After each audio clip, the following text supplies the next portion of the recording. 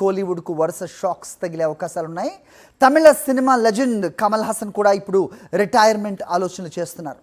ఇదో విధంగా ఆయన అభిమానులకు షాకింగ్ న్యూస్.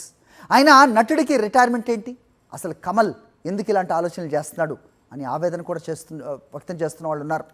ఇంతకీ లోకనాయుడికి రిటైర్మెంట్ ఆలోచన ఎందుకు వచ్చినట్టు? What's this?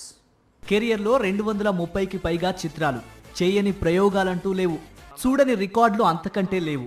6 ఏళ్లకే నట ప్రస్థానాన్ని ప్రారంభించి ఏళ్లుగా తెర కోసమే జీవిస్తున్నారు కమల్. నటుడిగా, ప్రతినాయకుడిగా, దర్శకుడిగా, నిర్మాతగా, గాయకుడిగా అన్ని విభాగాల్లో తనదైన ముద్ర వేస్తూ దూసుకుపోతున్నారు. 7 వయసులోనూ నిత్యం కొత్తదనం కోసం పరితపిస్తున్నాడు. ప్రస్తుతం నిర్మాతగా, నటుడిగా చాలా అంటే చాలా బిజీగా ఉన్నారు కమల్. భారతదేశం గర్వించదగ్గ నటుడు రిటైర్మెంట్ పై ఎందుకు స్పందించాడు అంటే, ఓ ఈవెంట్లో అడిగిన ప్రశ్నకు సమాధానం ఇచ్చారు. కొత్త వారిని ప్రోత్సహించాలని, తనలాంటి సీనియర్ను పట్టుకుని రిటైర్మెంట్ గురించి అడగకూడదంటూ సరదాగా కామెంట్ చేశారు.